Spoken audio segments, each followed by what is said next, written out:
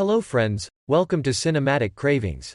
Today, ahead of the release of World War Hulk, we're going to take a look at which characters we'll see in the movie and which one is more powerful. The Marvel Cinematic Universe includes several iterations of the Hulk, but who are they and who is the most powerful one? Before going into details, if you still haven't subscribed to the channel, I would be very happy if you don't be selfish and take 1 second to subscribe to the channel and like the video. Is one of the most powerful characters in the MCU, with potentially limitless strength. The MCU has introduced multiple versions of the Hulk, with 7 confirmed so far and a possible 8th on the way. Other characters like She-Hulk and Abomination have gained Hulk-like abilities through exposure to Banner's blood, but they may not be as strong as the original Hulk. I think the Hulk should be the strongest character in the MCU, but he's already been beaten in the movies. It would be good if we see a strong enough and invincible Hulk in the next movie. Bruce Banner's gamma-irradiated alter ego was introduced to the Marvel Cinematic Universe in 2008's The Incredible Hulk, but the titular behemoth is not the franchise's only iteration of Hulk. Like the Marvel Comics universe, the MCU has gradually introduced a variety of Hulk characters, ranging from allies to villains and even alternate Hulks from other realities. Among the Hulk's defining traits are his rage and potentially limitless strength, which are intertwined.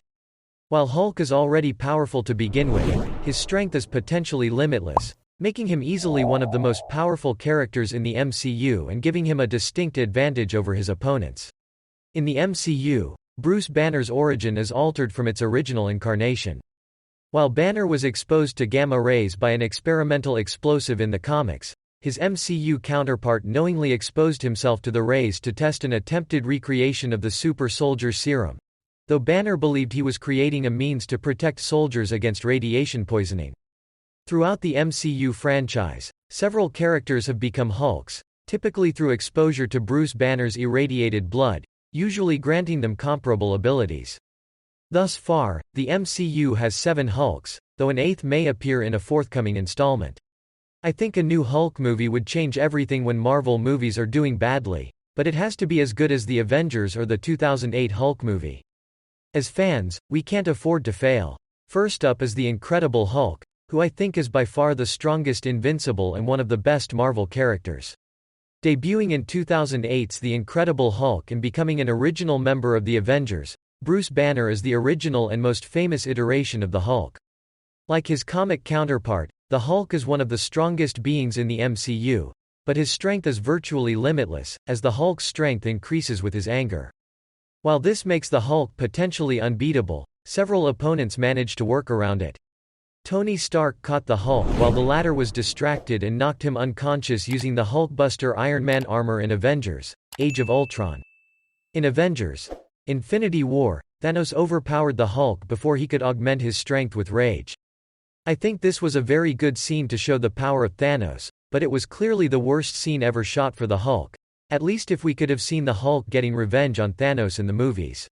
Emil Blonsky aka Abomination is the second most powerful version of Hulk after Bruce Banner. Although in the She-Hulk series Abomination is humiliated, in the comics he is a very powerful and epic character. Emil Blonsky became obsessed with defeating the Hulk in The Incredible Hulk, having proven no match for him even when empowered by the super soldier serum. In the film's third act, Blonsky forces Dr. Samuel Stearns to inject him with Bruce Banner's irradiated blood and give him the same dose of gamma rays. This, combined with the super soldier serum, turned Blonsky into a Hulk-like being, fittingly dubbed the Abomination. While Blonsky is intrinsically stronger than the Hulk at first, the Hulk gradually overpowers Abomination due to his strength being augmented by his anger, an ability that Abomination lacks. Jen Walters as She-Hulk, and as much as she resents the name superhero, it suits her very well, and while the show has its moments, I think Disney has squandered the full potential of the She-Hulk character, who in the comics was a funnier, more powerful character. Jennifer Walters, who stars in the Disney Plus series She-Hulk, attorney at law, gains similar abilities to her cousin, Bruce Banner, following her accidental exposure to his blood. As She-Hulk, Walters maintains her intelligence, memories, and personality in her new form and can transform to and from her human form at will, like her comic counterpart. While extremely strong, She-Hulk is shown to not be quite as strong as the original Hulk, as she only overpowered her cousin due to Bruce both holding back and being in Smart Hulk form, in which he is less prone to rage and thus less likely to augment his strength. Let's talk about our other character, Hulk King. A character that the show messed up, a character I expected to be a better super-villain and an epic enemy. But in this show he's no different from a clown. Todd Phelps is an original character created for She-Hulk, attorney at law, who later becomes the super-powered Hulk King. Phelps is the founder and leader of the cybercriminal organization known as Intelligentsia, which, in the mainstream Marvel comic universe, is the name of a team of ultra-intelligent Marvel supervillains. In the season finale of She-Hulk, Phelps gains Hulk-like powers from a serum derived from Jennifer Walters's blood. While Phelps does not get an opportunity to demonstrate his abilities, it is safe to assume that he is not as strong as She-Hulk, as his powers are derived from a weaker variant of the original Hulk. I have high expectations for She-Hulk's character Skaar, who was introduced in Episode 9, and I think he has a strong place in the new Avengers. If Marvel doesn't screw this character up, it's a great opportunity for them. Skaar is Bruce Banner's son and a new Hulk. In his brief appearance, Skaar does not demonstrate his abilities, but if his comic counterpart is any indication, he may be one of the MCU's most powerful beings.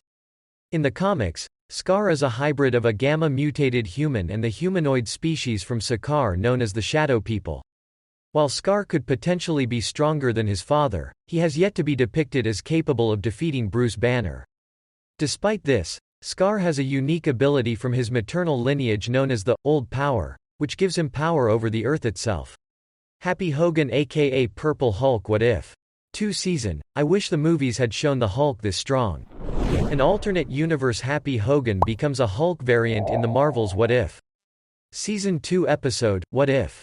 Happy Hogan saved Christmas after accidentally injecting himself with a serum derived from Bruce Banner's blood.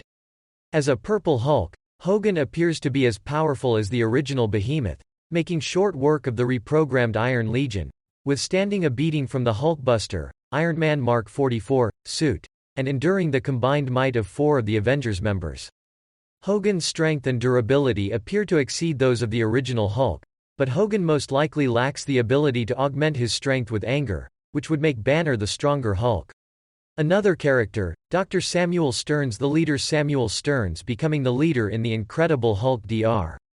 Samuel Stearns was set up for a potential return as the classic Hulk villain, the leader at the end of The Incredible Hulk. After having an open wound in his head contaminated with Bruce Banner's blood, a notable change from the comics, Stearns became a Hulk with a unique power set. Rather than increasing his strength, the gamma-irradiated blood boosted his already high intellect. Stearns is due to return to the MCU in Captain America: Brave New World, but he also appeared in 2012's MCU-set comic series The Avengers Prelude: Fury's Big Week, in which he is captured by Black Widow and held in S.H.I.E.L.D. custody. General Ross, also known as Red Hulk, is a character that fans love but I don't like at all. I hated this guy since the first movie. So far, Red Hulk may be the only character I haven't liked in comics. General Thaddeus Thunderbolt Ross is one of the antagonists of the Incredible Hulk and he reappears in Captain America: Civil War. While the MCU's Ross has remained in human form thus far, he is set to play a role in Captain America: Brave New World and is hypothesized to become Red Hulk like his comic counterpart. If Ross becomes Red Hulk in the MCU, he may be the first Hulk iteration to match the original Behemoth's strength. As Red Hulk, Ross retains his intelligence, personality, and memories, and his strength is also potentially limitless. Unlike the original Hulk, however, Red Hulk's strength is augmented by radiation absorption rather than rage. Yes friends, we have come to the end of our video. That's all from me for now. What do you think about these characters? Are you excited for the upcoming Hulk movie? Share your thoughts with us in the comments. See you in other videos.